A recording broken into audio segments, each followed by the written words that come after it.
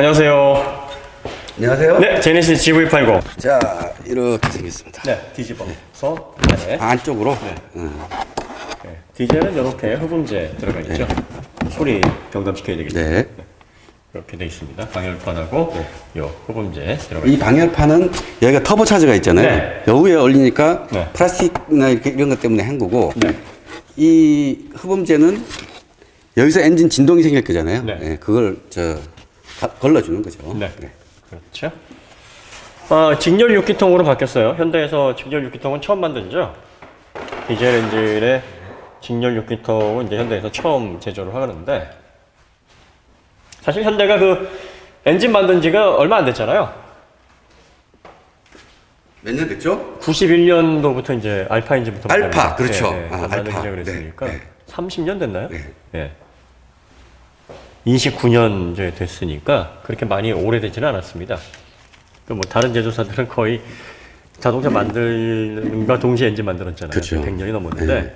우리나라 이제 자체 엔진 그 전에는 이제 미쓰비시에서 받아다 쓰고. 30년이면 진짜 어떻게 보면 얼마 안 된 거네요. 아유, 애기죠, 애기 아직. 그러니까 여기까지 따라온 것만 참 대단한 거고. 그동안 이제 직렬 6기통을 만들 새가 없었죠. 그쵸. 네, V6 만들고 직렬 4기통 만들고. 3000cc 넘어가는 거가 얼마 안 됐잖아요, 솔직히. 우리나라 그렇죠. 차 기준으로. 네, 맞아요. 그래서 맨날 미쓰비시에다가 좀 엔진 좀 주세요. 그다음에 기아는 또 마스다에서 엔진 좀 주세요. 이스즈에서 엔진 좀 주세요. 아니 뭐 참 굴곡의 역사입니다. 그래서 이렇게 빌려서 꼬서 이렇게 그동안 엔지니어링 하다가 이제 현대 전주영 회장님이 이제 좀 뭐랄까요, 야심차게 네, 이현순 박사님 불러서 만들어. 그때 이제 미쓰비시 구보 회장이 야씨 니들이 무슨 엔진을 만들어 하다가 나중에 이 열 테스트 하는 거, 이게 센서 막 소매에 꽂혀가지고 열 테스트 하는 거 보고 식은땀 흘렸다 그러나요? 그러면서 야 엔진 반으로 깎아줄게, 이거 포기하면 안 돼? 다 됐는데 미쳤어요? 결국은 이제 미쓰비시하고는 이제 애증의 관계죠. 네. 그래서 GDI까지 같이 갔다가 미쓰비시는 GDI를 최초로 개발한 제조사 아닙니까? 네. 그래서 직분사 엔진을 최초로 개발했다가 이게 노킹 문제하고 이제 안전성 문제 때문에 안 되니까 포기를 했어요. 네. 그러다가 나중에 현대에서 에쿠스 같이 이렇게 만들다가 결국은 어부지리하게 된 건데 그거를 잘 가지고 와서 결과적으로는 잘 나가는 듯 했어요. 현대도 에코스를 만들 때 GDI를 잠시 냈다가 잠깐 숨긴 적이 또 있었죠. 들어갔을 왜냐면은 그때 당시에 그 프리미엄 고옥탄 휘발유를 써야 되는데 그거 뭐 파는 데도 없었고, 그러니까. 노킹 나고 뭐 부족 일어나고 이러니까 감당을 못했던 거죠. 그래서 고객들은 왜 이러냐 그래서 슬쩍 MPI로 바꿨다가 그러고 나서 2010년서부터 정비 다시 해가지고 이제 GDI 이게 우리의 미래다. 그러고서 이제 엔진을 냈는데 이게 또 내구성 문제에 걸려가지고 미국에서 지금 네 건의 소송이 아직은 결론이 안 났고, 결국은 이제 이걸 바탕으로 해서 지금은 듀얼 인젝션으로 가고 있고요. 그다음에 CVVT 가고 있고, 뭐 다 가는 건 아니고 이제 뭐 바꿔서 잘 섞어서 쓰고 있어요. 어떤 건 CVVD만 쓰고 있고, 어떤 건 듀얼 인젝션 쓰고 있고, 그런 식으로 1.6 터보에서는 이제 CVVD 쓰고 있고, 그다음에 2.5에서는 그 스마트 스트림에서는 이 듀얼 인젝션 쓰고 있고, 앞으로 이제 터보가 되면 그 두 가지 다 쓴다 그러네요. 가솔린은 올해 이제 봄이나 뭐 이제 여름쯤 이렇게 순차적으로 2.5, 3.5 이렇게 순차적으로 된다고 하는데 요게 이제 먼저 나왔어요. 디젤은 아시다시피 요게 이제 국내용이라고 보시면 돼요. 왜냐면은 유럽은 이미 이제 디젤 신규 수요를 거의 뭐 개발하고 있지 않고, 미국도 퇴출 분위기죠. 미국 2025년서부터는 뭐 때문에. 거의 퇴출하겠다. 프랑스에서 먼저 천명을 했고, 독일이나 뭐 노르웨이 같은 경우에는 이제 수력 발전이 거의 뭐 90% 이상 친환경 발전을 하잖아요. 그러다 보니까 노르웨이, 뭐 네덜란드는 이미 이제 전기차로 거의 가고 있고, 노르웨이에서 테슬라 엄청나게 팔리고 있죠. 그리고 유럽을 중심으로 이제 디젤 퇴출 운동이 벌어지고 있고요. 그다음에 미국도 마찬가지예요. 미국도 디젤 수요가 급격하게 원래 없었는데 더 줄어들고 있어요. 그러니까 지금 우리나라는 이제 도심 환경에서 이렇게 저회전 토크 쪽에 이렇게 치중되는 운전들이 많잖아요. 스타일이. 그래서 또 연비를 중요시 여기는 분들도 많고, 아무래도 유류 가격이 좀 비싸니까 또 뭐 오일 쇼크 같은 거 오면 우리나라 같은 경우에는 뭐 답이 없잖아요. 그래서 리터당 좀 많이 가는 가격보다도 뭐 이런 여효율 쪽이 좀 좋은 디젤에 치중을 하는데 어쨌든 요 모델은 이제 국내용으로 낸 거예요. 그 해외 수출은 아마 적극적으로 이 모델은 이루어지지는 않을 거예요. 네. 직렬 6기통으로 바꿨는데 이 직렬 6기통으로 바꾼 거에 대해서 어떻게 생각하세요? 저는 좋은 현상이라고 봐요. 네. 예.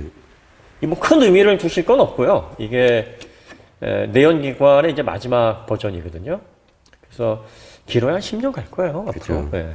10년 이상은 안 갈 것 같은데 여기에서 이제 더 이상의 디젤 3000cc 엔진은 아마 안 나올 겁니다. 요게 이제 마지막인데 요거를 이제 만들면서 신기술을 대거 넣다기보다는 기존의 농익은 기술들을 이제 모듈러 형태로 그렇죠. 예, 그래서 실린더 500cc 그 모듈러를 직렬 4기통을 이제 인라인 6기통으로 해서 두 개를 늘린 거죠. 네. V6 사람들이 이제 V6하고 인라인 6하고 장점 단점 뭐 여러 가지 있잖아요. 네. 근데 그 중에 이제 V6를 버릴 수밖에 없는 게 네. V6는 양쪽이잖아요, 배기가. 그렇죠. 양쪽으로 네. 나오는데 네. 이 배기가스 규제가 너무 심해지다 보니 네. 막 이것저것 달아야 된단 말이죠, 배기에. 그렇죠. 예. 도저히 공간이 될 수가 없는 거예요. 이 큰 차도 지금 보면 직렬 6기통인데 한쪽에만 달렸는데도 거의 꽉 차 있는 원래 느낌이잖아요. 직렬 6기통이 이 정도 사이즈면은 이렇게 안 복잡하거든요. 그러니까 지금 터보차저 있고 요 밑에 네. 총매 있고 막 여러 가지 EGR이니 뭐니 막 붙어야 되니까 네. 이걸 양쪽에 붙여갖고는 도저히 답이 안 나오는 거죠. 네, 지금 이게 고압 EGR, 저압 EGR 다 쓰고 있단 말이에요. 지금 고압 저압은 뭐 3000cc에서는 이미 유럽이나 뭐 다 쓰고 있는 분위기니까 이렇게 해서 가고 있고 그다음에 이게 직렬을 쓰는 이유가 이게 길어지기 때문에 무게 배분이 아무래도 좀 불리하잖아요. 그 엔진룸을 좀 크게 써야 되니까 차지하는 공간이 많아서 그래서 보통 V6로 하면 이게 짧아지니까 그 전에 개념으로는 그랬죠. 그래서 쓰는 거고 그 다음에 뭐 뱅크각에 따른 뭐 정숙성이나 뭐 이런 것들은 뭐 큰 의미 없고요. 그건 이제 엔진을 어떻게 설계하고 만드느냐에 따라서 그게 이제 차이가 있는 건데 어쨌든 지금 입장에서 뭐 인라인 6에 대한 엔지니어링에 대한 그 복잡한 얘기를 할 필요는 없는 것 같아요. 그래서 요거 이제 현대가 그 인라인 4를 인라인 6로 모듈러로 하면서 두 개를 늘리고 이렇게 되면 이제 좌우에 공간이 많이 남잖아요. 그렇죠. 그래서 그쪽만 몰면 되니까. 그리고 또 구조가 단순해지기 때문에 제조사에서는 인라인이 좋아요. 그래서 제조사 입장에서는 돈도 좀 덜 들고 부품 공유도 할 수 있고 좀 요 4기통에서 2기통만 늘리면 되니까 뭐 라인 따로 만들 필요도 없고 다 좋습니다. 그 다음에 터보차저에 이렇게 냉각 라인 뽑거나 터보차저 배치하기도 참 좋고 여러 가지로 좋습니다. 자, 지금 이 터보차저인데요. 터보차저가 꽤 크네요. 그러게요. 배기량이 좀 있어서 그런데 그 디젤은 그 가변 터보 쓰잖아요. 안에 베인 들어가 있고 VGT? VGT. 가솔린을 VGT로 잘 못 쓰는 이유가 온도 때문이죠. 이 내부 온도가 너무 많이 올라가서 베인이 견뎌내질 못해요. 그러니까 요 그 디젤은 한 900도, 1000도 이하로 올라가는데 이 가솔린은 1000도가 넘어가 버리거든요. 그러니까 그 내열 금속이 보통 한 900도에서 1000도까지밖에 못 견뎌요. 그러면 이제 그 특수합금 내열 금속보다도 더 좋은 걸 써야 되는데 그럼 비싸지잖아요. 그래서 포르쉐에 들어가는 그 가솔린 박스터 2.5 그 S, 박스 S, 그게 이제 VGT 들어가고 그다음에 그 터보 S에 VGT 들어가고 하는데 엄청 비싸요. 그 터보 차저 한번 나가면 뭐 눈물 납니다, 진짜. 좋은 건 아는데 막 쓰긴 힘들죠. 비싸요. 그래서 그런 단점이 좀 있어요. 그 다음에 이제 GTR에도 이제 VGT 들어가는데 비쌉니다. 근데 이런 것들은 이제 VGT라 그래도 디젤에 들어가는 거는 베인이 이제 특수 그 합금강 내열 금속으로 돼 있어서 이렇게 뭐 가격이 상승되지는 않아요. 그래서 이렇게 해서 VGT로 이제 배기량이 많지 않을 때 이거 조정을 하는 거고요. 저쪽에 그 솔레노이드 방식으로 웨이스트 게이트 열어주는 그 장치도 있네요. 그래서 배기가 필요 없으면 이제 VGT로만 되는 게 아니라 요거 이제 3000cc니까 또 그 이게 배기가 너무 쓸데없이 많이 또 들어오면 빼줘야 되거든요. 그렇죠. 그런 게 있고요. 이거 보니까 여기가 이제 EGR이잖아요. 그러니까 냉각수 쪽이 이렇게 빠져가지고 나오는 거니까 이게 요거 냉각수를 시키는 거 보면 여기가 저압 EGR, 그렇죠. 여기가 저압이에요. 그러니까 왜 저압 EGR 이쪽에 달아놓냐면 자 이게 배기가스가 이렇게 해서 터빈을 돌리면 컴프레서가 공기를 빨아들일 거잖아요. 그렇죠. 근데 저압이라는 이야기는 저 멀리 이미 압력이 낮아진 상태에서 엔진을 밀어주려면 그 압력 가지고는 안 되니까. 그렇죠. 컴프레서가 돌면서 빨아당기니까 네. 거기서 이제 여기서 빨리 오는 거거든요. 그렇죠. 네. 그래서 저압 EGR은 항상 컴프레서 앞쪽에 붙어 있어요. 네. 그러면서 이제 냉각수 라인이 이쪽으로 빠져서 들어가요. 그렇죠. 냉각수 라인. 여기 오일 라인이고, 네, 위에가 오일 여기가 라인이고. 냉각수 라인이에요. 네, 그런 그러면 네. CHRA가 네. 오일하고 냉각수하고 이중으로 냉각을 네, 네, 하네요. 네, 보통 디젤에서는 이제 오일만 하는데 네. 현대에서 이 열 관리에 좀 신경을 많이 썼네요. 네. 그래서 요 저압 EGR이 들어가게 되면 저압 EGR은 그 효율은 좀 떨어져도 네. 이게 그 지속성이 있기 때문에 되게 안정적이죠. EGR 쓰는 거는 뭐 다 아시다시피 이 녹수 줄이기 위해서 그쵸. 실린더 온도 낮추가지고 이제 그 산소하고 그 질소하고 이상 화합물 네. 예, 그거를 이제 줄여주는 건데 녹수가 이게 질병의 원인이 되잖아요. 예, 그래서 이제 그거를 몸에 녹이 생기는 거죠. 예, 그래서 네. 그 녹수 그거를 줄여주는 역할을 합니다. 그 저압 EGR 쪽이 여기 이제 붙어 있고, 네, 네. 효율적으로 솔직히 잘했네요. 그러니까 그러게요. 저압 EGR 여기다 두고 냉각 라인을 CHRA에다 집어넣고 오일로도 집어넣고, 예, 그래서 이렇게 냉각을 하고 그 다음에 기본적으로 이제 VGT 방식인데, 예, 솔레노이드 방식으로 웨이스게이트로 네. 예, 조정해주고, 그리고 요게 이제 엔진의 바로 위쪽으로 이렇게 붙어 있으니까 위치도 잘 잡은 것 같아요. 네, 배기가스가 나오자마자 터빈 돌리고. 네, 그래서 효율 좋게 구성이 되어 있습니다. 뭐 이제는 뭐 그 내연기관의 그 노하우가 이제 뭘 해도 할 수 있잖아요. 네, 뭘 해도 할 수 있어서 뭐 이런 어떤 자유로운 설계가 좀 되는 것 같습니다. 그리고 좀 특이한 게 아까도 말씀드렸습니다만 인라인 6 치고는 엔진 룸은 굉장히 꽉 쓰네요. 그럼 이제 고압 EGR은 어디에 있을까요? 고압 EGR도 한번 찾아볼까요? 여기를 뺐어요. 네, 네. 지금 이쪽으로 많이 뜯었습니다. 저쪽은 그대로고 예. 여기까지 커버 있는 거 다 뜯었습니다. 네, 그래서 얘가 이제 고압 EGR 여기 있죠? 예, 여기가 고압이에요.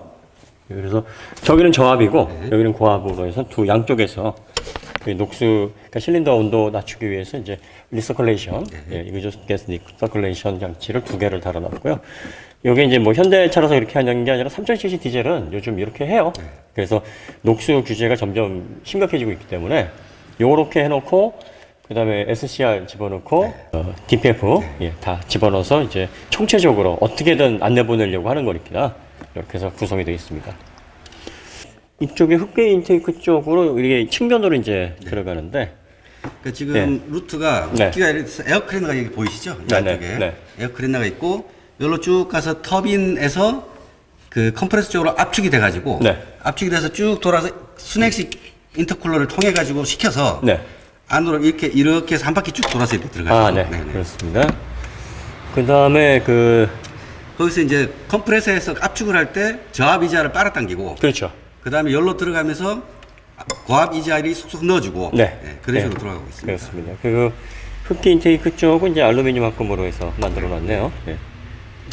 BMW 때문에 그런가 봐요. 교훈을 얻었나? 네, 보통은 이제 그 폴리머, 리인포스트 폴리머로 하는데 네.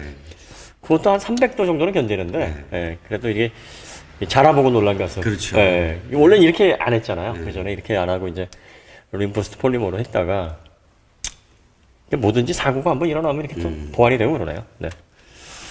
그러니까 아무리 완벽한 기술자라도 설마 이것까지는 하고 생각하지 못한 것들이 있을 수밖에 없어요. 예, 그 카본 슬러지가 쌓여서 막히고 뭐 이런 식으로 해가지고 또 냉각수 뭐 이렇게 새고 이 조건이 맞잖아요. 뭐든지 이렇게 조건이 맞으면 발화가 되는 건데 어쨌든 이거는 뭐 저압하고 그 고압을 같이 쓰고 있기 때문에 이 저압에서 그러니까 필요시 효율은 고압이 높여주고 항상성은 저압이 계속 유지를 해주기 때문에 요거는 뭐 화재 위험성은 없는데 이런 안전장치 그러니까 혹시나 그 고압 EGR로 들어가는 라인에서 문제가 생길 거를 고려해가지고 이제 화재에 좀 더 강한 알루미늄 고압만 있으면 그 디젤 흡기에 슬러지가 많이 생기는데 저압이 기본적으로 저압은 깨끗한 게 들어가거든요. 저압은 일단 걸러줘요. 그러니까 DPF를 지난 깨끗한 게 들어오기 때문에 DPF 라인에서 다시 들어오거든요. 지나서 저압이 섞여 있는 이중 EGR 같은 경우는 이 내부가 생각보다 덜 더러워져요. 그렇죠. 그렇기 때문에 메인테넌스도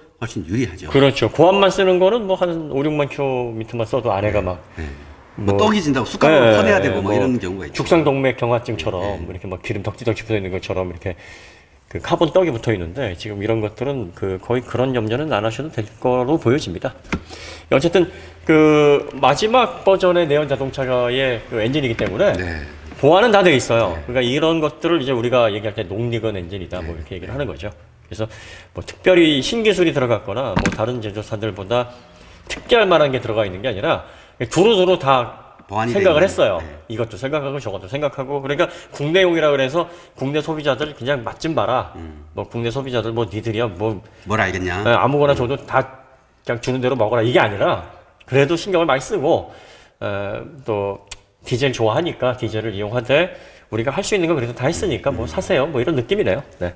그 동안에 있었던 이슈들이 보완이 된 거죠. 이 네네. 알루미늄 그 바퀴 매니폴드까지 자, 승인을 그 다음에 이제 우리가 관심을 가져야 될 게 그 저쪽에 자, 여기가 브레이크 쪽입니다. 네, 브레이크 쪽에 보면은 ABS 쪽하고 자, 요게 네. 브레이크 오일이죠. 네, 브레이크 오일, 플루이드. 네. 네.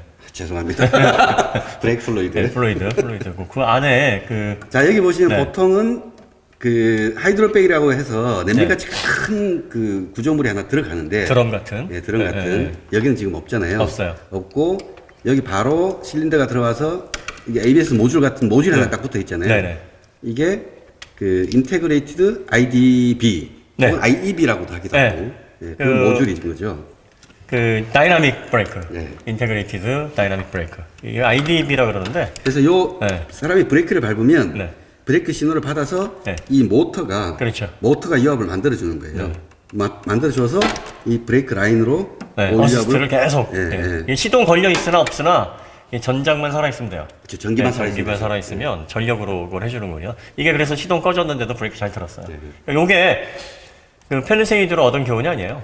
이게 펠리세이드로 그렇죠. 얻은 교훈이 아니라 펠리세이드를 보고 이렇게 개선한 게 아니라 네, 이걸 왜 만드냐면 요거 만도에서 지금 IDB 만들어 가지고 이제 공급을 하는데 네. GM에 먼저 공급을 하고 현대에도 지금 공급을 하네요. 그러니까 GM이 그동안 이제 컨티넨탈하고 이제 브레이크 라인 쪽 공급을 받았다가 컨티넨탈이 그 독일 애들이 되게 까다롭잖아요. 엔지니어링에 대한 자부심도 있고 네. 그리고 또 뭐만 했다 그러면 돈을 엄청나게 달라 그러는데요. 그래가지고 야 이건 뭐 좀 그런데 그래가지고 이제 그 바꿨대요 브레이크 제조사를 공급사를 만도는 좀 유연하잖아요. 이 아무래도 보시나 컨티넨탈에 비해서는 약간 좀 이 자존심이 좀 덜하니까 시키는 대로 잘하는 모양이에요. 이 만도 분들 죄송합니다. 뭐 이렇게 그 뭐 이렇게 막 말하는 것 같아서 어쨌든 이 만도는 후반 업체니까 아무래도 이제 여러 가지 좀 맞춰줘야 되겠죠. 그래서 좀 더 이렇게 적극적으로 대응을 하는 그런 어떤 이점이 있어서 네. GM이 이제 만도 브레이크를 쓰고 테슬라도 써요. 테슬라도 만도 브레이크, 만도 스티어링 기어 이렇게 일부 모델에 모델 3에 이렇게 쓰는데 예, 거기에서 이제 IDB를 이제 출시를 해서 요거를 이제 자동차에 적용을 하고 있는데 그 트레일블레이저에도 그게 들어가요. IDB가 들어갑니다. 그러니까 요거는 자율주행을 위한 포석이에요. 네. 이제 점점 이렇게 쓰는 게 증가되겠죠. 대부분 네네. 이제 이렇게 네. 바뀌어 나가는 방향성이 이거예요. 그러니까 여러분들이 제조사들이 안전한 차를 만들어라. 그 시동 꺼져도 브레이크 듣고 스티어링 휠 잘 돌아가는 차를 만들어라 요구하지 않아도 이게 그렇게 가게 돼 있어요. 가게 돼 있는데 어떻게 그 오비락으로 딱 그 직전에 펠리세이드가 그런 사고가 나가지고 그러니까 그 전에 네. 안전하지 않은 줄을 네. 알고 이렇게 네. 개선했다기보다 네. 그 전에도 안전하고 네. 하다고 생각을 했고 그렇죠. 별 문제 없다고 생각을 별 한 문제 거죠. 없다고 네. 생각을 했는데 네. 얘는 시대의 방향성에 맞춰서 이렇게 변하고 있었던 거고 그거에 따라서 더 안전해진 거죠. 지금 이게 시점이 됐어요. 그러니까 내연 자동차 이게 원래 하이브리드나 전기차에는 이런 방식이 들어가는데 그렇죠. 요게 이제 내연 자동차에도 하이브리드 써보고 전기차 써보니까 좋거든요. 그래서 야 이거 자율주행 지금 이제 2단계 자율주행 중에서는 이제 거의 끝부분에 와 있잖아요. 지금 2차도 보면은 그 HDA2라 그래서 차선도 변경해주고 뭐 이렇게 자동 제동도 막 교차로에서 걸어주고 막 이런단 말이에요. 이런 거 해주려면 이 서버 모터들이 더 커야 되고 또 적극적으로 이게 제어를 해야 된단 말이죠. 그러니까 네. 운전자가 브레이크를 제어하는 게 아니고 자율주행 중에 브레이크를 얘가 자연스럽게 제어를 하려면 모터가 들어가는 그렇죠. 게 제일 그게 편안한 구성인 거죠. 모터는 이게 소프트웨어로 주파수로 조정하기가 참 좋거든요. 적당히 세밀하게 예, 조절할 수 예. 있잖아요. 그러니까 그래서 모터들이 서버 모터들이 점점 커지고 이런 기능들이 확장이 되는 거예요. 그래서 요게 그 뭐 제조사 각성해가지고 얘는 뭐 잘 만들고 비싸니까 차별하는 게 아니라 그쵸. 트레일블레이저 그건 아니죠. 저렴한 차인데 그 차도 그렇게 돼 있어요. 앞으로 방향은 예. 이겁니다. 그럼 펠리세이드는 왜 안 됐냐? 거기는 이제 기초적인 그 고속도로 주행 보조, 그러니까 HDA 1이잖아요. 그러다 보니까 이제 그렇게까지는 필요가 없을 것이다라고 생각을 한 건데 지금 이 모델은 여기에서 이제 FSD까지도 고려를 한단 말이죠. 다음 단계가 이제 3단계 FSD인데 그러려면 기본 포석이다라고 네. 생각하면 될 것 같아요. Shift by Wire뿐만 아니라 브레이크 바이 와이어. 브레이크 와이어 이게 브레이크 바이 네, 와이어예요. 네, 네, 이게 네. 브레이크 바이 네. 와이어고 그다음에 스티어링 휠도 스티어 바이 와이어. 이제는 이제 물리적인 그 연결이 떨어지고 앞으로는 얼마 전에 인피니티에서 그렇게 했었잖아요. 그쵸. 네. 그러다가 이제 이게 좀 오류가 있었다고 좀 그 기술적인 완성도 때문에 얘기를 많이 들었었는데 지금 테슬라가 다음 모델은 그러니까 모델 Y 스티어 바이 와이어를 하고 완벽하게 이제 FSD 넘어간다 이제 전략인데 앞으로 추세입니다. 네. 그러니까 여러분들이 그렇게 일하시면 되고요. 여기 한번 붙여보세요. 붙습니다. 네, 여기. 여기는 그러니까 붙습니다. 네. 요거. 여기도 붙습니다. 네. 요거. 안 붙네요? 네, 요거는 안 붙네? 알루미늄 합금. 오. 요것도 알루미늄 합금이네요. 네. 네. 그죠? 이렇게 알루미늄 합금을 이렇게 많이 쓰면 이 차체가 가벼워져요. 네. 그래서 이런 것들은 경량화를 위해서 많이 쓰는데 네.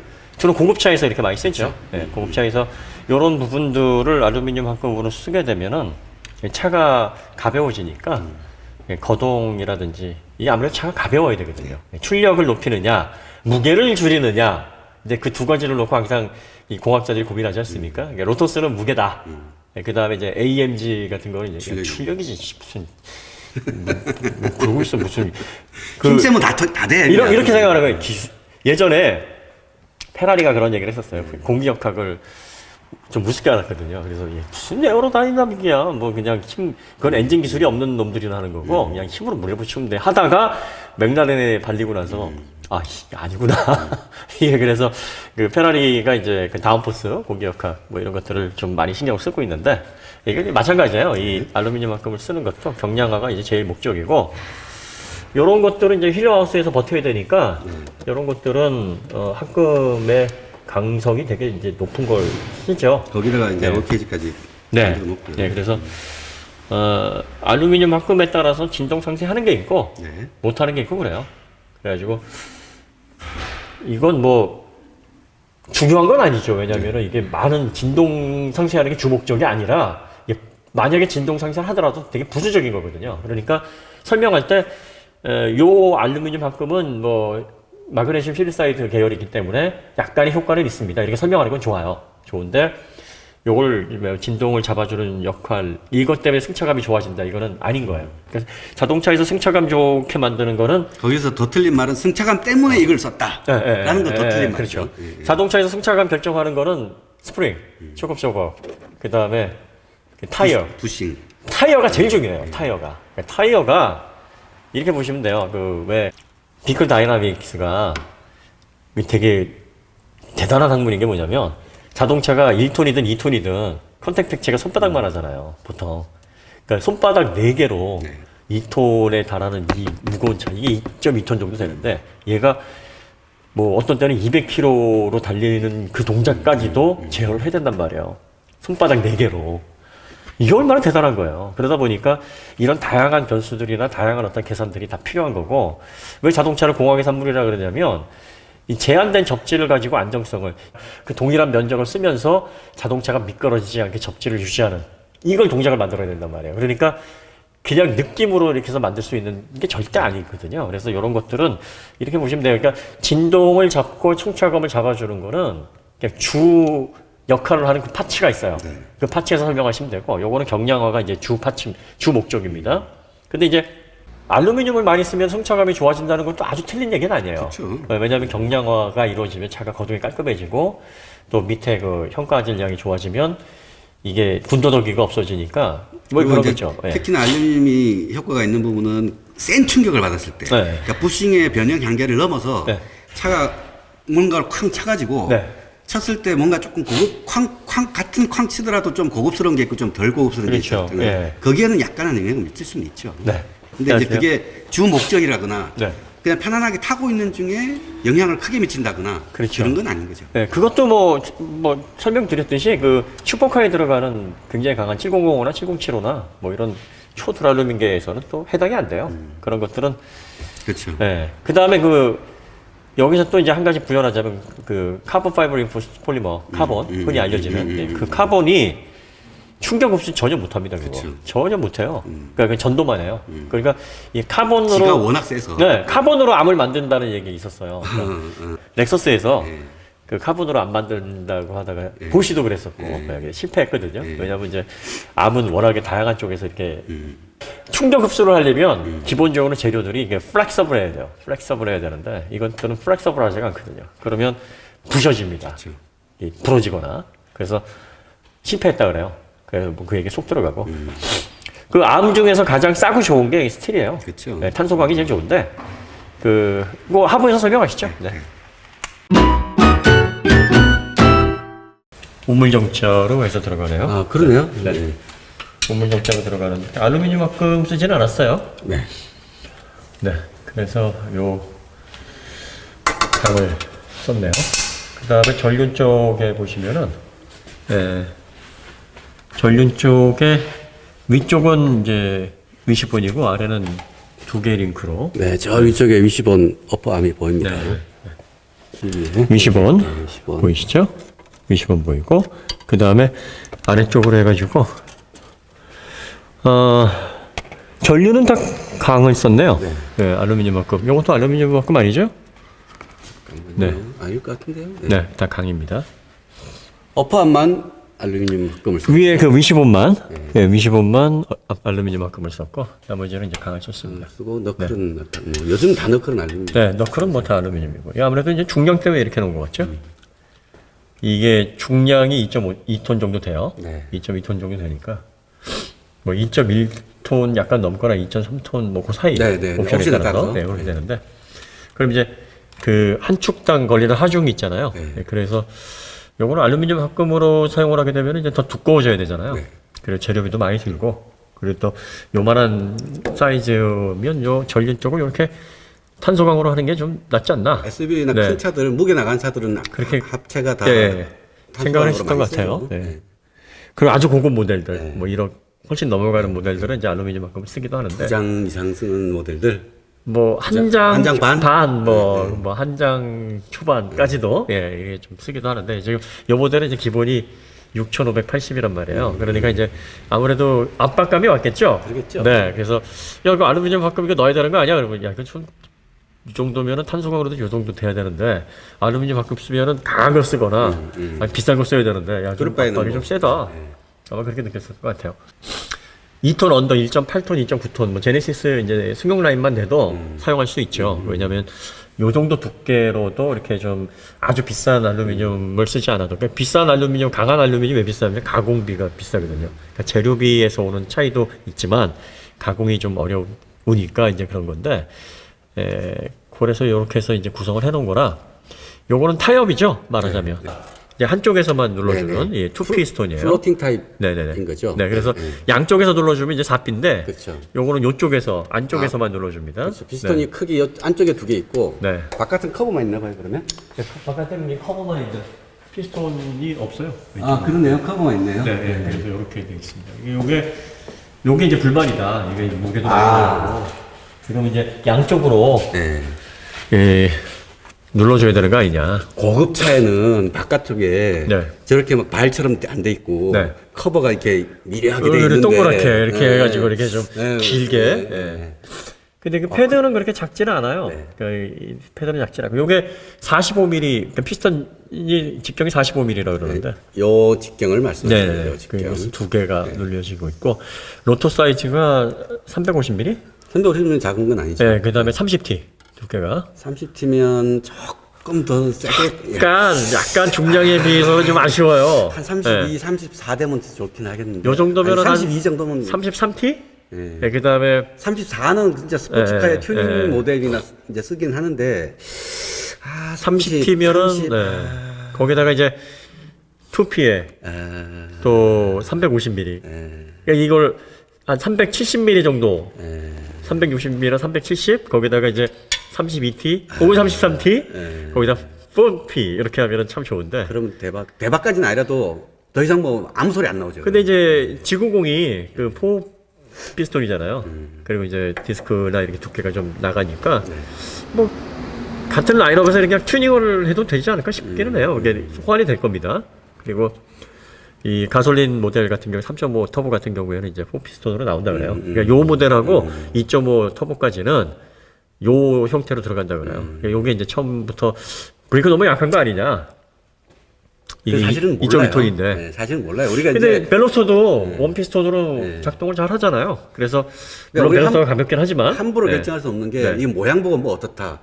뭐 이렇게 말할 수 없는 것처럼 두께 보고 뭐 어떻다라고 단정을 지을 수 없지만 일반적인 느낌으로는 좀 약하다. 조금 뭐 이런 이야기입니다. 그다음에 이 로우암도 좀 알루미늄 합금을 썼으면 더 좋았을 것 같은데 조금 좀 살짝 아쉽네요. 그러니까 아마 이게 중량 대비 이 물성에 대한 이제 이런 거 있어요. 그 엔지니어들은 이제 좀 비싼 재료들 많이 쓰기를 원하는데 이게 그 각 구매에 한정되어 있는 이 이제 리미트가 있잖아요. 그렇죠. 그러니까 이 안에서 해. 그러면 이제 그래. 그러면 이거 알루미늄을 약하게 좀 아주 센 거 아니면 두껍게 가야 되고 센 거는 비싸고 이거 뭐 어떻게 해야 돼? 그냥 강으로 가자 이거. 뭐 이렇게 되면 이제 여기 경량화 쪽에서는 약간 불리하니까 아무래도 현가 전량 비가 낮아지게 되죠. 그러니까 그걸 높일 수가 없으니까 이제 그거는 좀 이런 강체 부분에서 무게를 좀 줄이면 이 바퀴가 빨리빨리 복원이 되는데 그게 이제 이점이 없으니까 이런 것들은 그게 좀 불리한데. 네. 그다음에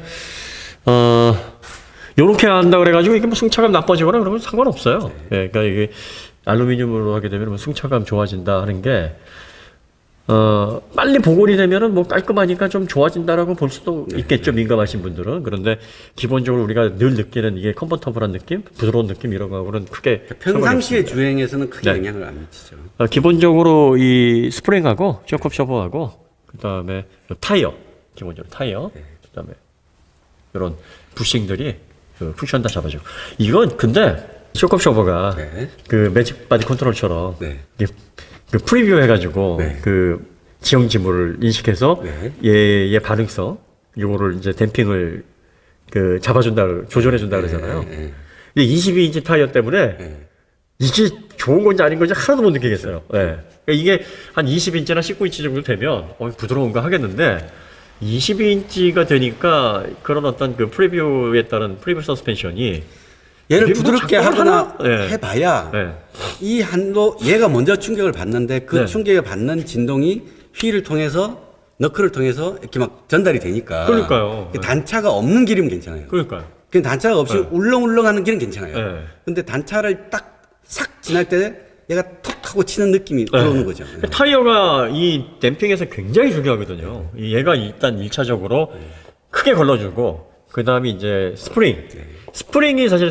그 승차감을 만들어주는 거고, 근데 스프링이 이게 충격 감쇄를 하고 나서 그 다음에 후진동, 그 다음에 동작을 댐퍼가 잡아준단 말이에요. 그러니까 스프링과 댐퍼가 이 타이어 다음으로 이제 역할을 하는 거고. 미세 진동은 부싱이. 이런 부싱들, 요런 것들, 요런 부싱들이 다 잡아주는 건데, 댐퍼들이 잡아주는 거예요. 그러니까 1차적으로 얘가 기본적으로 얘가 1차 필터란 말이에요. 그렇죠. 1차 필터고 저 위가 2차 필터고 얘가 3차 필터인데 1차 필터가 제 역할을 못하면 그러니까 1차 필터에서 좀 강력하게 그 로패스 필터에서 좀 주파수 5에서 많이 끊어줘야. 그렇죠. 그 다음에 좀 세밀하게 해서 잔 게 좀 남았네 이러면서 끊어주고.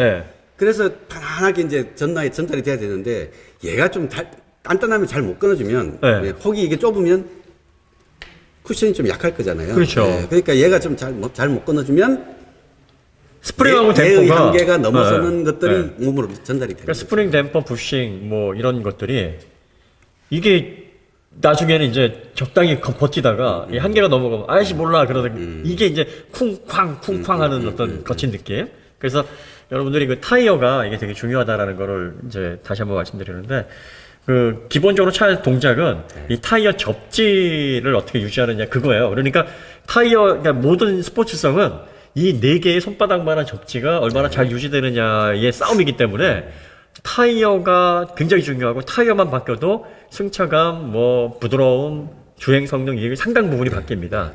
얘가 지금 그 카메라가 이제 지형을 먼저 스캔을 한 다음에 그거를 이제 그 전자식으로 댐핑을 조절하지 않습니까? 근데 이제 그 댐핑을 조절을 해서 어떻게든 만들어 주려고 하는데 얘가 1차 필터가 너무 많이 올려주니까 이게 효과가 있는 건지 없는 건지 이게 좀 알아내기가 원래 이렇게 딱딱한가 뭐 이런 느낌? 그러니까 이게 타이어를 이게 부드러운 거 좋아하시는 분들은 19나 20을 출고를 하시고 22는 저희는 비추해요. 어쨌든 22는 개인 취향이 그냥 외형 가오가 좀 있어야 된다라고 생각하시는 분만 하시고 굳이 돈 들어가면서 하실 필요는 없을 것 같아요. 저희가 멋은 있는데 휠이 굉장히 멋은 있는데 그 이상은 없는 것 같아요. 어쨌든 전륜에서 로우암 쪽에 탄소광으로 되어 있는 거 차급에 비해서 약간 아쉽다.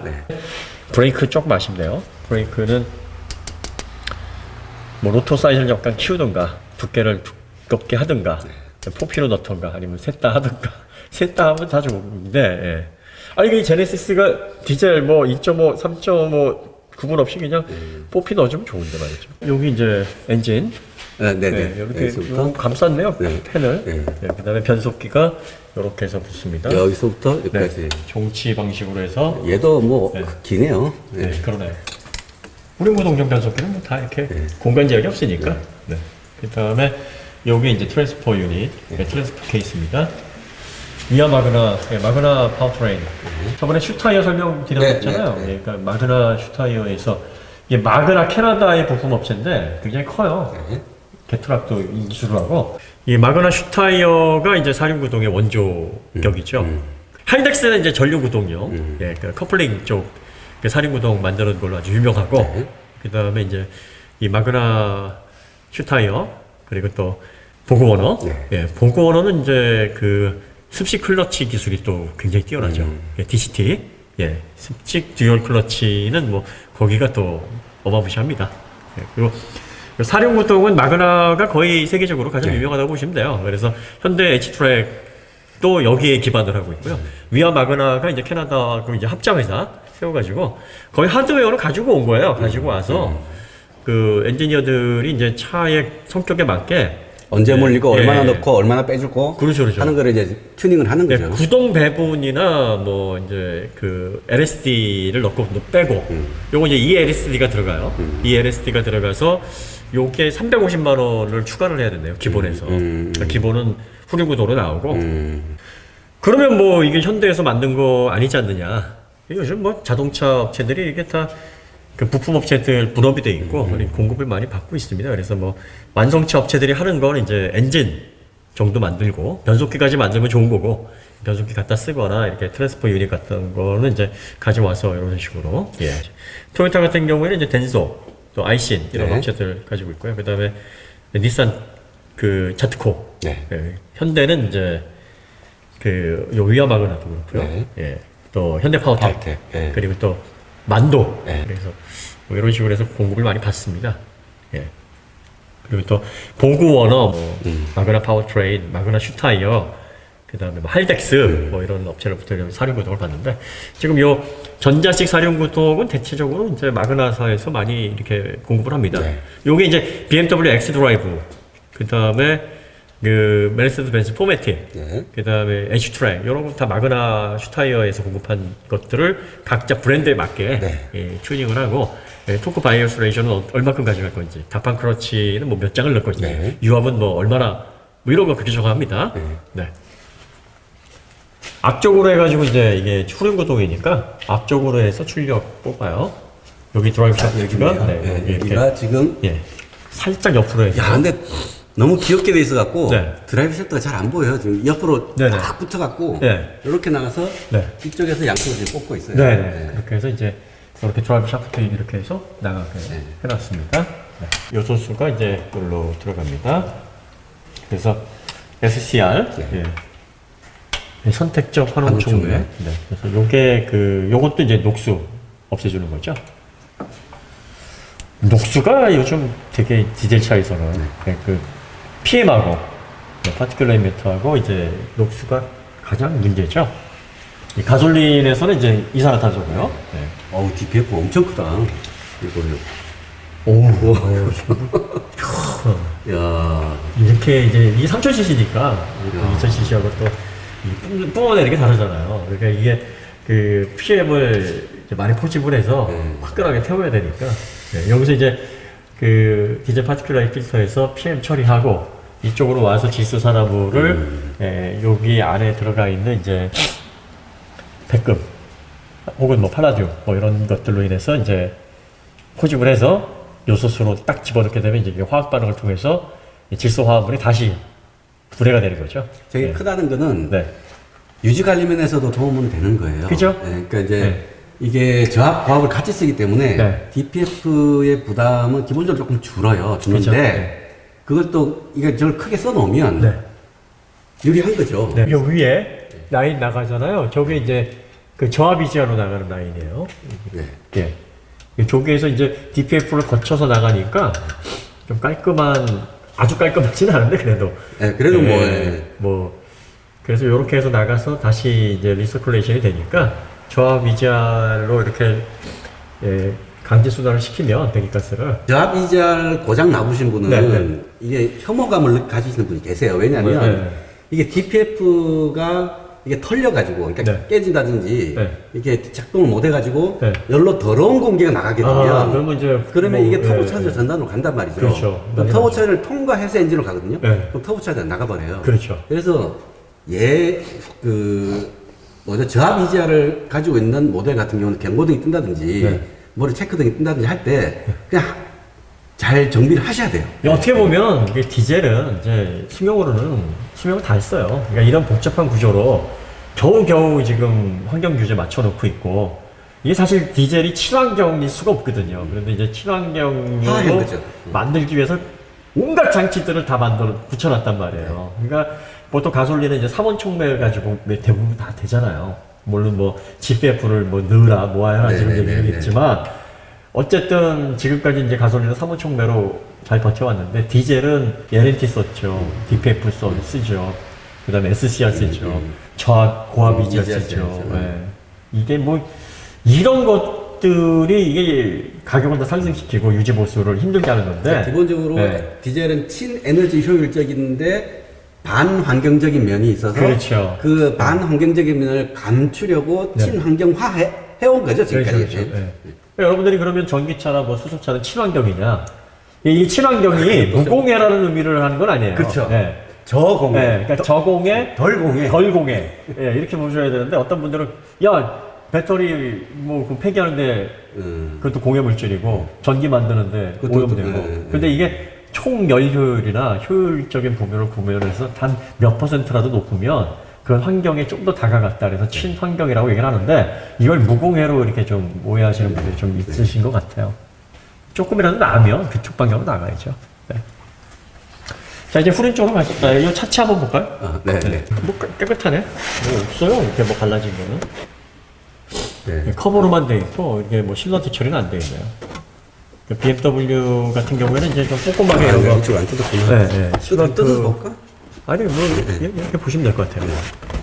꼼꼼하게 실런트 처리까지 다 돼서 이렇게 나오는 반면에 이런 것들은 좀 아쉽네요. 프리미엄인데 이런 거 좀 해놓으면 좋지 않았을까 싶습니다. 그게 이제 아직 완전히 프리미엄을 안 갔다는 이야기겠죠. 그 다음에 실리콘 건도 좀 성의껏 안 하네. 이 라인에서 그러게요. 좀 예쁘게 이런 것도 좀 이런 거 막 그냥 너무 바빠가지고 그냥 한 번에 그냥 막 쓱쓱쓱쓱 하는 그런 느낌이에요. 여기서 살짝 떠 있고, 여기도 막 뭉쳐 있고, 엄청 뭉쳐 있어요 지금 여기.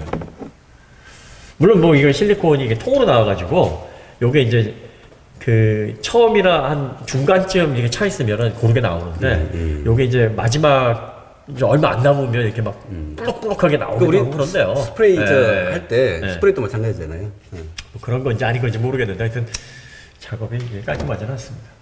디퍼런셜 케이스가 크죠? 여기 이제 ELSD 들어가 있어서 LSD가 들어가면은 뭐 좋죠.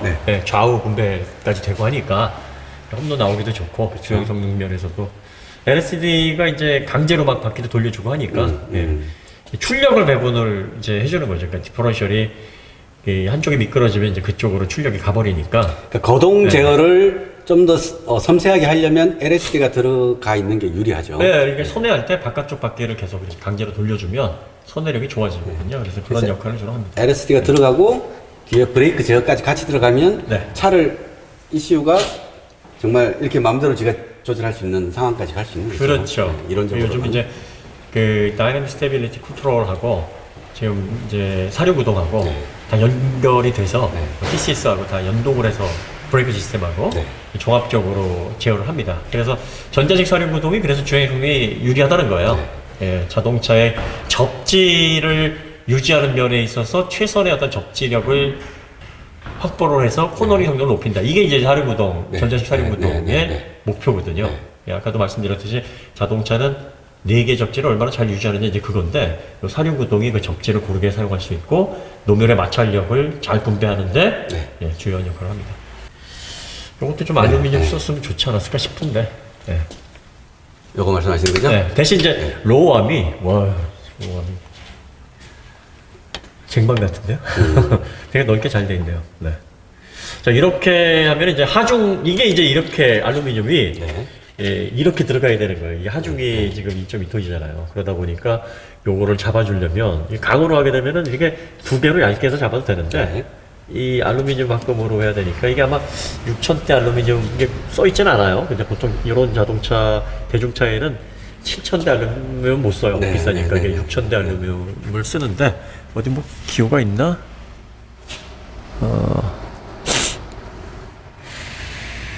주로 독일 메이커에서는 그 어떤 합금이 들어가 있다 이런 기호가 나오는데 이 우리나라 거는 이게 이쪽 안쪽에 있을지도 모르겠네요. 일단 그건 좀 없어요. 그래서 그 마그네슘 실리사이드라고 해서 네, 마그네슘, 그다음에 실리콘, 네. 그다음에 크롬 이런 것들 섞어요. 그래가지고 요것 때문에 실리콘 때문에 4,000대하고 이제 6,000대가 실리콘이 들어가니까 요게 이제 충격 흡수 효과가 좀 상쇄 효과가 좀 있다 이렇게 지금 알려져 있는 건데 요거가 그 무조건 이제 그렇게 섞어서만 나오는 게 아니라 요게 이제 또 열 처리를 하거든요. 보통 여기에 들어가는 정도면은 이제 T6급의 열 처리를 해요. 그러니까 T6급의 열 처리를 하게 되면 요게 인장 강도가 꽤 많이 올라갑니다.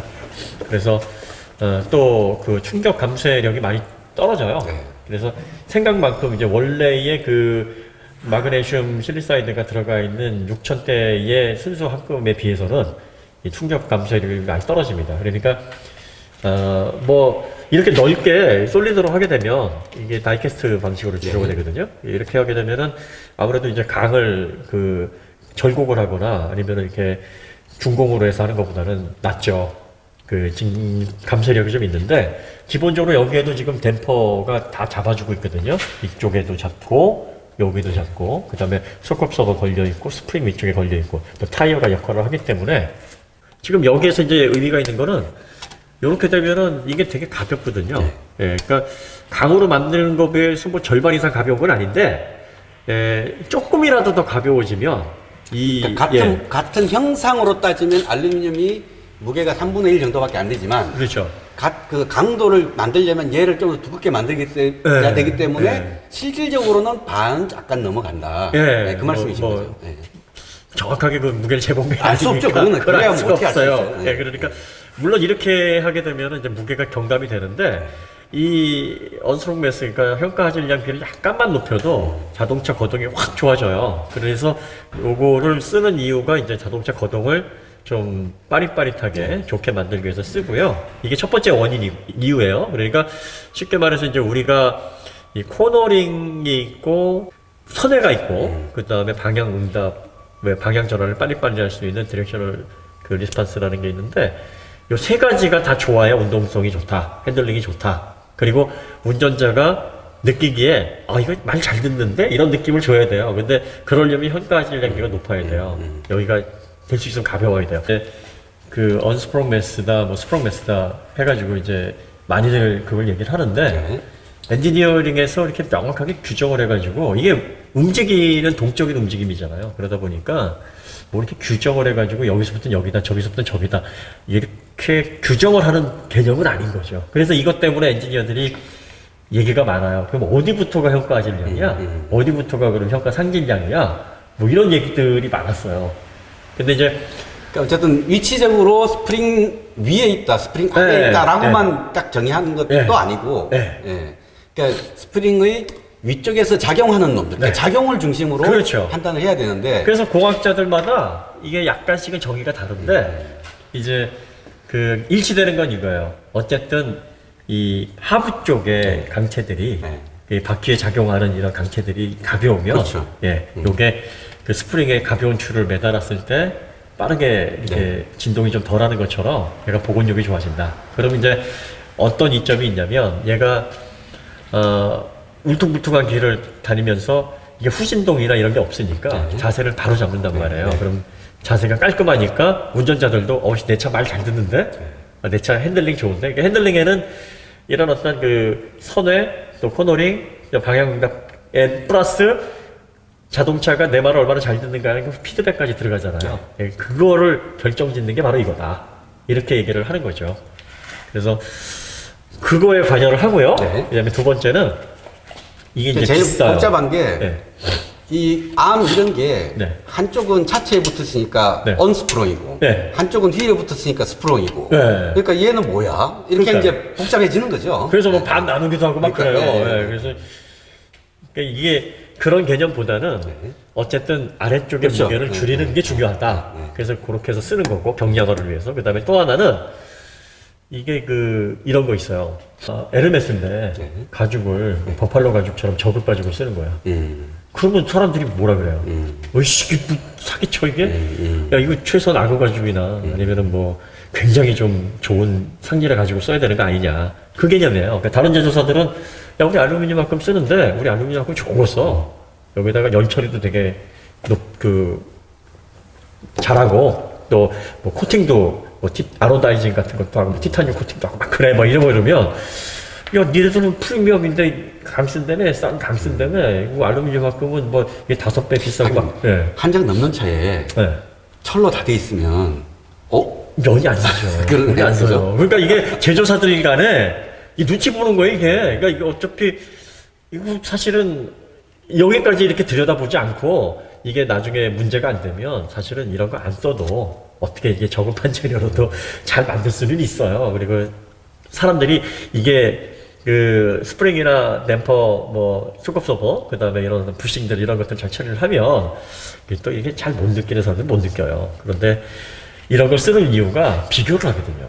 우리는 그 크로스 멤버라든지 암이 다 알루미늄만큼인데 이게 보통 탄소 가격에 비해서 3배에서 5배 이상 비싸. 그러니까 우리 고급차 맞아. 이게 되거든. 그러니까 서로 이것 때문에 안 쓸 수가 없는 거야, 이게 두 번째 이유예요. 크죠, 그게. 프리미엄인데, 딱 떠봤는데, 전부 다 이렇게 좀 저렴한 재료로. 방은 싼 재료는 맞아요. 저렴한 재료 맞아요. 그럼 이게 프리미엄이라는 말을 쓸 수가 없죠. 그래서 이렇게 되어 있는데. 어쨌든 로우암 되게 잘 돼 있어요. 그 다음에 어퍼암도 2개가 알루미늄만큼이에요. 여기, 이쪽에. 이쪽 링크하고 저쪽에. 저기 지금 여기 앞에 보면 있죠. 앞쪽에. 그 다음에 여기 이거 하나만. 뒤에 컨트롤 램만. 요것만 이제 강으로 돼 있어요. 요거는 얇은 거 보니까 솔리드인 것 같죠? 한번 두드려 보세요. 요런 거는 할로우로 안 했을 겁니다. 솔리드입니다.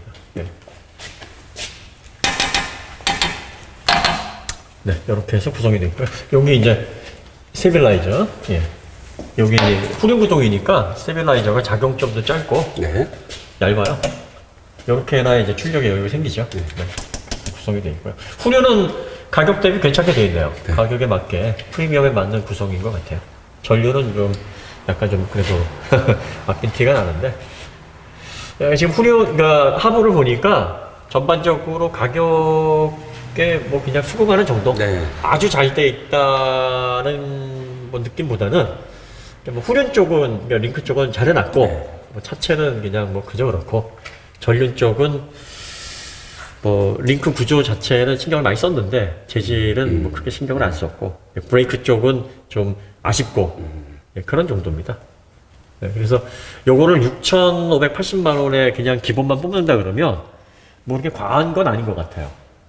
그냥 뭐 요 정도 가격을 주는 정도. 이게 사륜구동이 350에 빠져서 다음은 이게 7,000 정도가 들어가는 거죠. 그러니까 기본에 사륜을 얹으면 그러니까 기본 6,580은 후륜 쪽이니까 SUV로서는 약간 조금 그렇죠. 아쉬운 점이 좀 있죠. 그래서 가격이 나쁘다고 보기도 좀 그렇고 그렇다고 아주 6,000대 하면 좀 이 큰 차이에 6,000대 하면 되게 싸 보이는데 7,000 그러면 싸진 않고 뭐 적당한 건 같은데 네. 좀 찾아봐 생각해봐야 되겠네라는 사륜 느낌이죠. 구동을 기본으로 해서 7천 정도면 뭐 그냥 그러니까 고민 많이 했다. 고민 많이 했다. 그냥 뭐 적당한 가격 정도 되지 않을까. 적당하다는 게 이게 사람마다 좀 다른 건데. 그러니까 이게 전반적으로 보면은 그래 뭐 좀 돈이 많이 아깝지는 않을 것 같고 일단 뭐 디자인, 사이즈, 뭐 내장재 이런 거 다 감안했을 때 그렇다고 뭐 아주 이거 사면 돈 버는 거는 또 아니고 그러네요. 네, 뭐 하부 더 보실 거 없으실 것 같죠? 네. 후면으로 보시면 머플러는 아래쪽으로 이렇게 뽑아놨고 네. 양쪽으로 해서 듀얼 머플러 쪽으로 이렇게 안해놨네.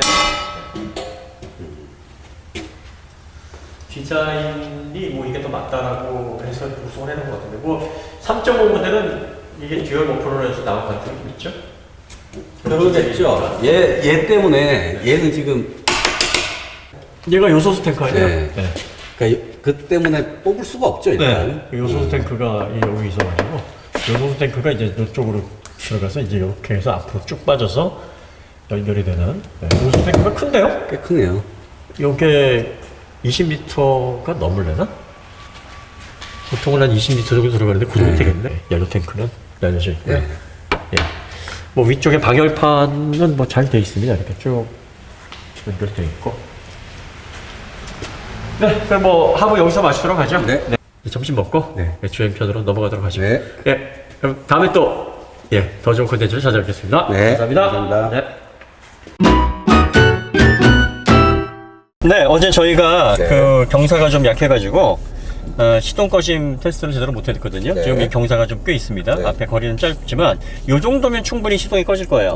뭐 저희가 이거 뭐 꼭 해봐야 하는 건 아닌데 그냥 보고 싶다고 하니까 제가 이제 시연을 해드리는 겁니다. 분명히 이 토크 컨버터에 부하를 주어서 시동을 꺼뜨릴 겁니다. 이 정도 경사면. 자, 그러면 이제 그 브레이크 페달을 놓고 요게 경사로 밀림 방지가 몇 초 작동하는지도 한번 보시고요. 자, 보겠습니다. 지금 R 상태에 넣고요. 빨간색이죠. 네, 시동은 지금 걸려 있고요. 그 상태에서 자, 여기 후방 카메라 들어와 있죠? 자, 여기 계기판 좀 잘 찍어 주시고요. 자, 그럼 브레이크 페달을 놓겠습니다. 준비 시작. 1 2 2.5초? 그 정도 되네요. 네, 바로 시동, 시동 꺼졌습니다. 꺼졌습니다. 네, 지금 시동 꺼진 거 보이시죠? 시동 꺼지면서 RPM 게이지가 나오는 거죠. 그 다음에 P단으로 체결되었습니다. 그래서 P로 지금 들어가 있습니다. 이렇게 해서 시동이 꺼지네요. 자, 한 번 더 해볼까요? 네, 그러시죠. 네. 뭐 뭐든지 실험은 한 번 가지고 좀 그러니까 한 번 더 해보겠습니다.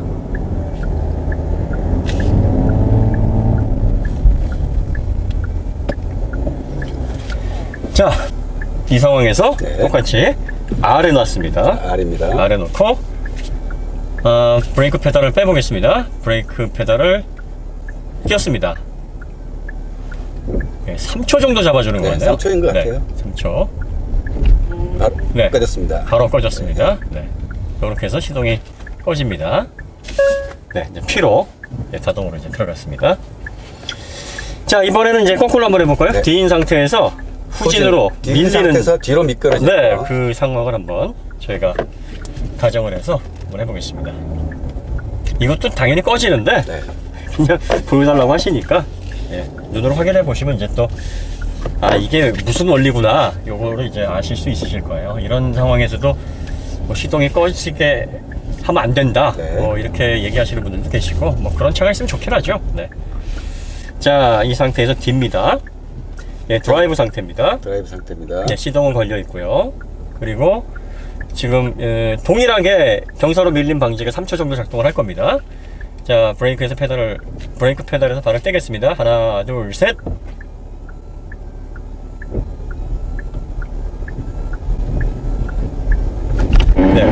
네, 꺼졌습니다. 꺼지네요. 자, 이렇게 해서 동일하게 뒤로 밀리는 상황을 가정해서 토크 컨버터에 부하를 주면 이렇게 시동이 꺼집니다. 그래서 이제 P로 자동으로 이제 들어갑니다. 더 안 해봐도 되겠죠? 됐습니다. 어제 저희가 이제 브레이크 배합 시동 꺼진 상태에서도 이제 IDB라 그래서 인터그레이티드 다이나믹 브레이크라 그래서 이게 하이드로백으로 배합을 만들어주는 게 아니라 전기 모터로 네. 배합을 만들어주는 그 기능이거든요. 그래서 이게 브레이크 바이 와이어라는 얘기 있잖아요. 그렇죠. 예, 시프트 바이 와이어, 스티어링 바이 와이어, 브레이크 바이 와이어. 예. 이게 자율 주행을 하려면 이런 기능이 들어가 있어야 돼요. 그러니까 제조사가 그동안이 이 자동차가 결함이기 때문에 요거를 이렇게 해서 보완을 했구나 이렇게 생각을 하시면 그건 아니에요. 그렇죠. 예, 그러니까 지금 세계적인 추세가 하이브리드를 적용을 하고 나서 그 IDB를 이제 하이브리드에 적용을 하니까 네. 이게 좋거든요. 안정성도 있고 그리고 그러니까 이게 이번에 새로 나온 기술이 아니라 네. 기존의 하이브리드 전기차에 적용돼 왔던 기술인 거예요. 네, 맞아요. 진공 배합을 하이드로백이 만들어주는 거에 비해서 안정적이고 네. 또 비상시에 어시스트가 살아있으니까 운전자가 당황을 안 한단 말이죠. 네. 네, 그래서 그러한 어떤 면에 있어서 상당히 좀 의미가 있죠. 그래서 지금 이 팰리세이드는 그 기능이 없었던 거고 네. 얘는 그 기능이 있는 겁니다. 그러면 이제 현대가 비싼 차에만 이걸 넣어주느냐? 아니에요. 트레일블레이저 같이 좀 트레일블레이저가 2천만 원대잖아요. 네. 굉장히 저렴한 대중차인데 그 저렴한 대중차도 이제 앞으로 자율주행을 준비를 해야 되거든요. 그 소형차라 그래서 자율주행에 배제되는 게 아니니까 스티어링 바이 와이어. 지금은 이제 이 스티어링이 이렇게 물리적으로 막대기가 이어져 있잖아요. 그렇죠. 근데 이게 끊어지는 거예요. 이렇게 말하자면 얘는 휠만 돌아가는 거고 휠을 돌아가면서 이제 돌아가는 이 타각 센스 그렇죠. 정보만 주면 네. 여기에서 이제 수신기가 이게 송신을 하면 이 수신부가 받아서 서브 모터를 거기에 맞게 각도로 정밀하게 돌려주는 거죠. 그러다 보니까 이제 소프트웨어적으로 그 모터를 제어를 해야 되니까 이 렉 모터가 커지고 있잖아요. 그 모터 자체 서브 모터가 더 출력이 강한 모터를 쓰고 있고 그게 더 안정화되면 스티어링하고 렉 모터하고 끊어놓고 그렇죠. 여기서 회전 신호를 주면 모터가 돌려서 차바퀴를 돌려주겠죠. 그렇죠, 그렇죠. 그게 이제 스티어 바이 와이인 거죠. 네, 브레이크도 이제 같은 개념이죠. 네. 예, 브레이크도 이 GV80이 고급차라서 차등 적용을 하는 게 아니라 얘가 HDA2가 들어갔단 말이죠. 주행 어시스트 중에서는 이제 2단계 중에서는 이제 거의 뭐 완숙한 단계까지는 지금 왔잖아요. 네. 여기 이제 3단계로 넘어가야 되는데 네.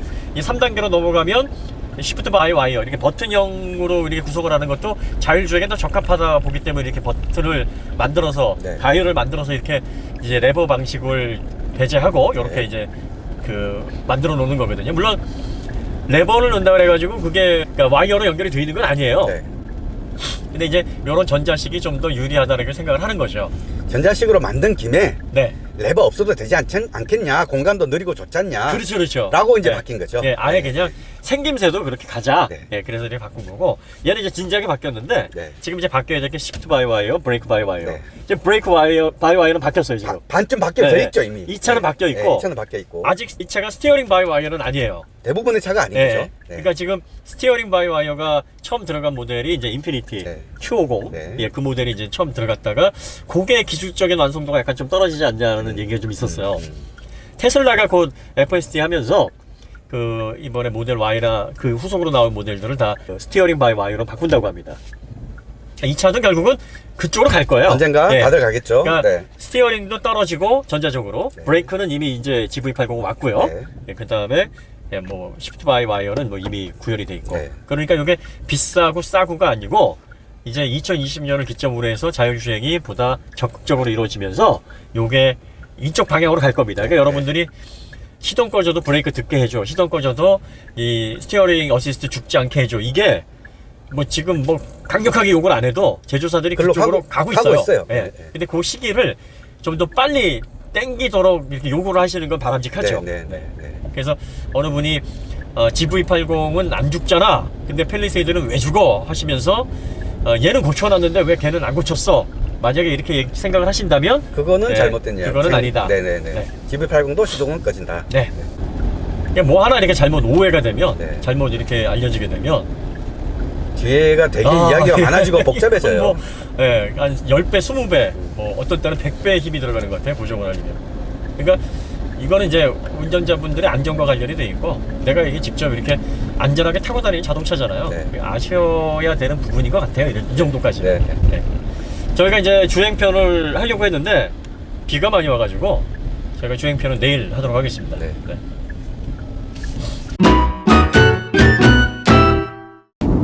자, 이제 본격적으로 주행 리뷰 들어가겠습니다. 근데 공장의 속도가 느긋한데 굉장히 빠르다. 그렇다니까요. 응? 그리고 그 직진에서 스티어링 흔들 때는 네. 되게 말랑말랑하게 느껴졌는데 이게 막 롤이 좀 있으니까. 근데 지금 힘을 받을 때는 롤이 그렇게 방향 응답성이 좋아요, 이 차가. 응? 이 휠 탓인지 아닌지 모르겠는데. 휠 많이 작용하지. 이게 저도 의외였어요. 자, 가보겠습니다. 주행 리뷰로 시작하겠습니다. 제네시스 GV80. 네. 스포츠 모드. 자, 스포츠 모드에서 주행을 하도록 하겠습니다. 지금 GV80을 가지고 이제 와인딩 코스에 왔는데요. 네. 사전 답사로 한번 2번 왔다 갔다 했어요. 네. 저희가 이제 20분 20분 할 때 네. 약간 이게 이제 그 코너링은 뭐 나쁘진 않은 것 같으나 방향 응답성이 SUV라서 좀 떨어지지 않겠는가. 네. 펠리세이드보다는 좀 깔끔하겠으나 뭐 이런 얘기를 했었는데 네. 한번 돌려보세요. 의외의 모습이 나올 겁니다. 핸들, 벨트를 확 잡아주네요. 벨트 잡는 느낌도 괜찮고요. 지금 첫 코너부터 딱 보시면 얘 움직임이 약간 좀 심상치가 않아요. 네. 기본 롤은 있는데요. 네. 그 롤 어느 정도 이상 안 넘어가네요. 네. 그러니까 롤 제어력도 좋고 이 롤 제어력이 기본 롤에서 한계를 잘 안 넘어간다는 건 자세를 잘 추스릴 수 있는 기본 세팅이 들어가 있다는 거고요. 이게 22인치 휠 때문에 더 그럴 수도 있어요. 제가 지금 목소리가 좀 잠겼으니까요. 여러분 이거 좀 양해를 부탁드립니다. 전면을 잘 돌려요. 잘 돌려요 지금.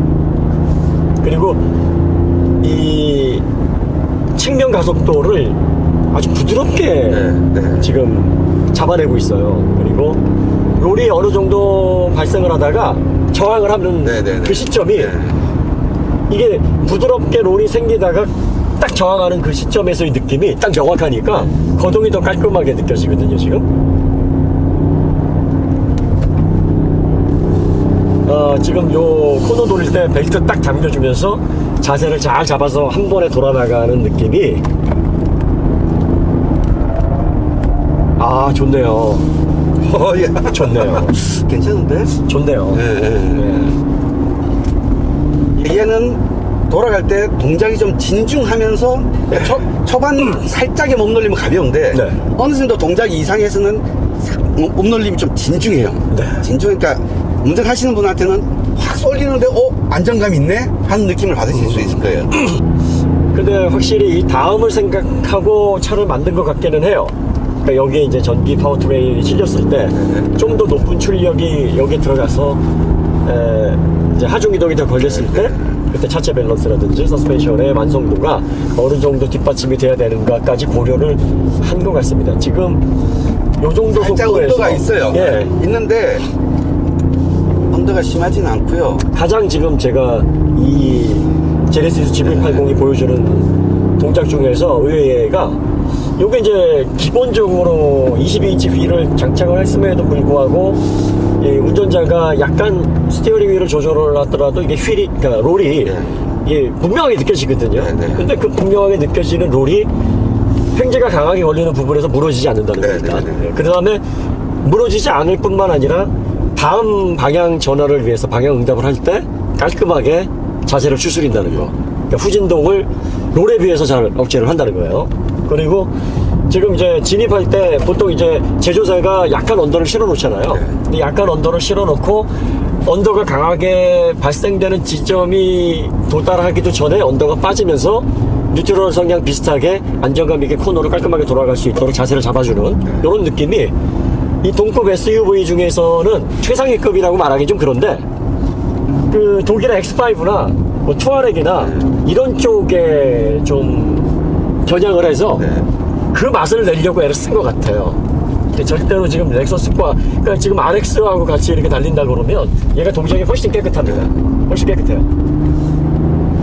물론 뭐 정숙성이나 승차감은 좀 다른 부분이기 때문에 뭐 그쪽 브랜드는 이제 그쪽으로 가는 거고 지금 제네시스 GV80 같은 경우에는 그냥 두루두루 담으려고 했는데 두루두루 담으려고 하면서 주행 성능 부분에 있어서도 신경을 많이 썼네요.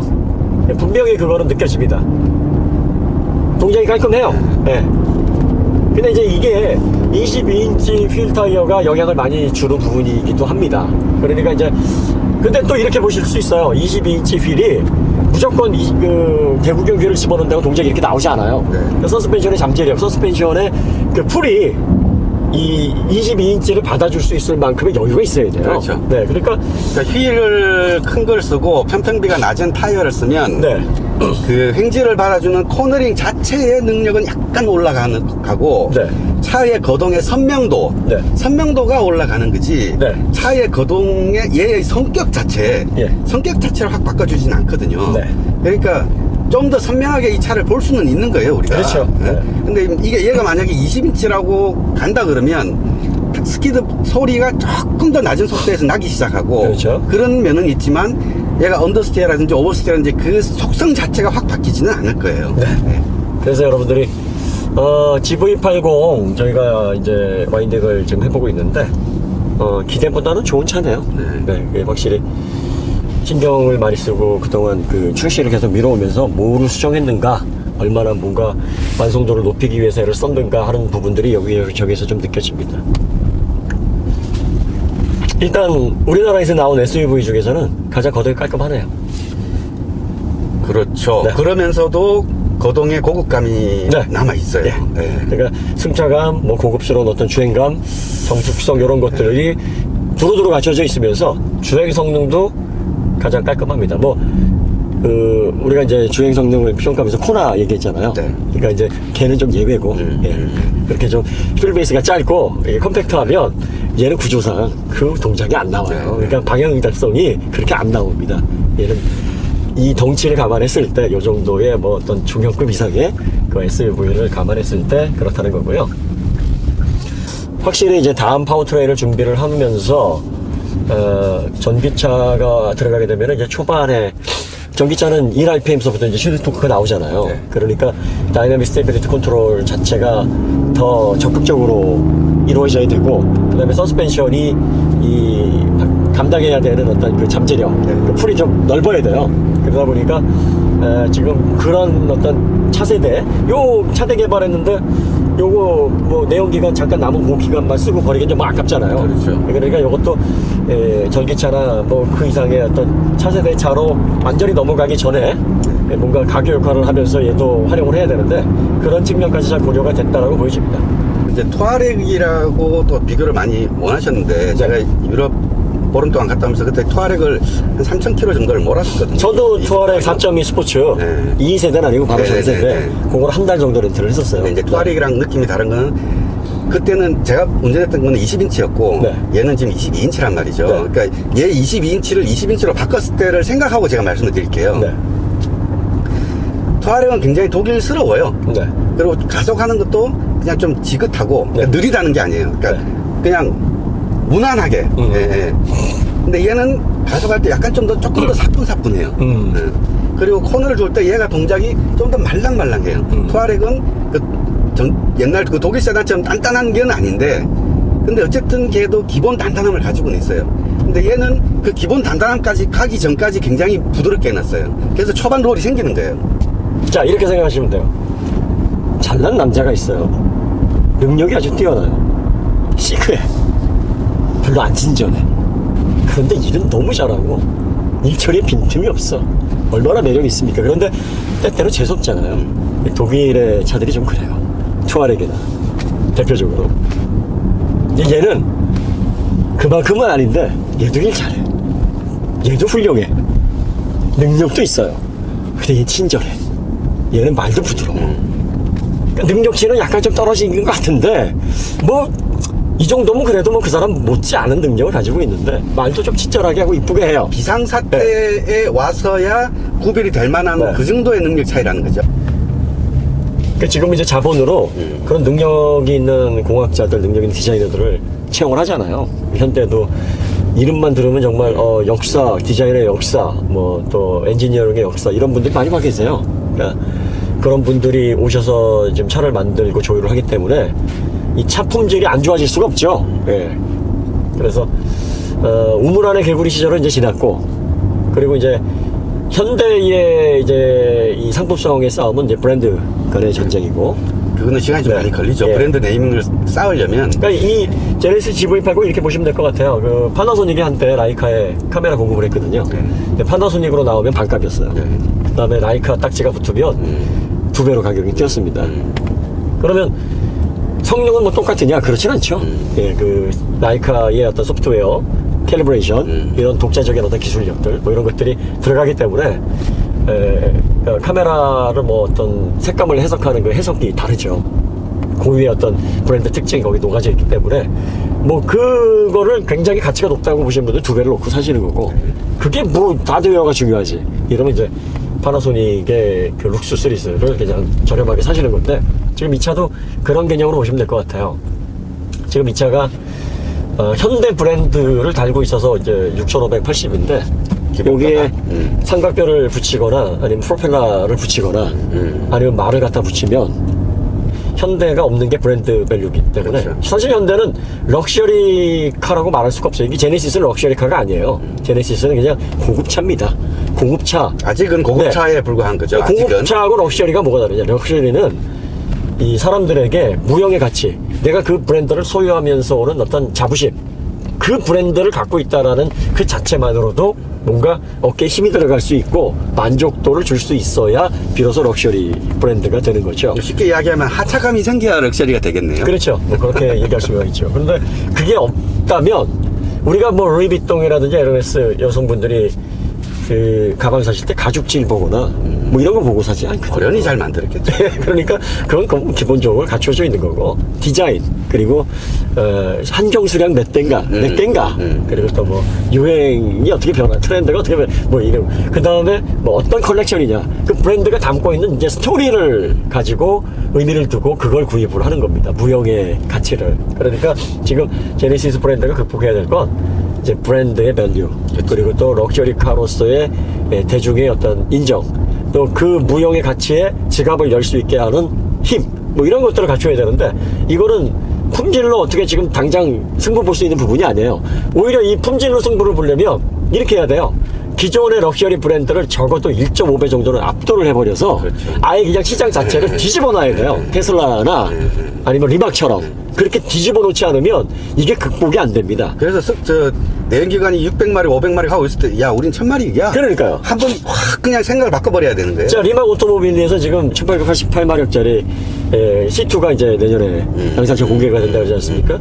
보통 1000마력 초반에 움직이고 있는데 얘는 2000마력을 거의 가까이 찍고 있는데 지금 리막에서 다음 프로젝트로 만들고 있는 잡고 있는 게 4000마력짜리 파워트레인이에요. 4000마력. 그러니까 아직까지 내연 자동차들은 2000마력도 못 찍었는데 이 정도는 흔들어놔야 브랜드 럭셔리의 어떤 가치를 흔들 수가 있어요. 그러니까 지금 제네시스가 완벽하게 다 따라간 정도도 아니고 거의 뭐 주행 성능에 대해서는 95% 이상 거의 근접해 있고 뭐 이런 고급감이라든지 뭐 이런 조율 이런 부분에 있어서 뭐 거의 비슷하게는 따라왔고 가격적인 측면에서 한 80% 수준인 것 같아요. 아직은 이 정도 해놓고서 럭셔리를 뒤집어 놓는다 이거는 그론적으로 불가능합니다. 불가능해요. 그러니까 우리가 이제 이 시승을 할 때 이런 말씀 드렸어요. 나는 럭셔리 브랜드가 가지고 있는 무형의 가치에 돈 쓰기 싫다. 나는 실속파다. 나는 딱지를 원하지 않는다. 배지를 원하지 않는다. 그리고 그 배지를 가지고 있는 럭셔리 브랜드만큼 그래도 두루두루 잘 갖춰져 있는 차를 좀 더 저렴한 가격에 구입을 하겠다. 하차감 덜 느껴져도 좋다 하시는 분들은 이 차를 구입하셔도 크게 후회는 안 하실 것 같아요. 하지만 이왕 차 사는 거 나는 자동차의 원조 그 다음에 누구나 나 그 차 샀어 그러면 오 이렇게 인정을 받을 만한 브랜드를 원한다. 그럼 이 차를 사시면 안 됩니다. 왜냐하면 이 차는 설명해야 돼요. 내가 이 차를 산 이유에 대해서 이 차가 현대가 만들었지만 BMW X5 못지않고 투어렉 못지않고 주행성능도 괜찮고 그러면서 렉서스 못지않고 뭐 이런 걸 설명을 해야 된다 그러면 이미 그거는 럭셔리 브랜드가 아니에요. 그러니까 지금 현대 제네시스는 그런 입장입니다. 그러니까 여러분들이 그걸 잘 구분해서 판단을 하셔야 되고요. 현대 차 만들기가 기본기는 됐는데 이게 브랜드가 이게 약해가지고 이 럭셔리 쪽에서 이게 지금 우리도 안타깝지만 본인도 얼마나 안타까울까 그 두 가지 생각을 좀 했습니다. 그러니까 소비자들이 그런 부분들을 좀 감안해서 하시면 좋을 것 같고요. 그 다음에 디젤 이 모델은 이제 해외에 나가지는 않을 것 같은데 3.5 터보로 해서 가솔린으로 나가면 미국에서 G70 정도의 판매량은 나올 것 같아요. 예, 판매 잘 될 것 같습니다. 그리고 미국인들도 타보면 알거든요. 예, 뭐 괜찮네. 뭐 이 정도면은 가성비 뭐 괜찮네. 뭐 난 뺐지 뭐 그게 중요하지 않다고 보면 사게 하는 소비자들이 꽤 있을 것 같아요. 네.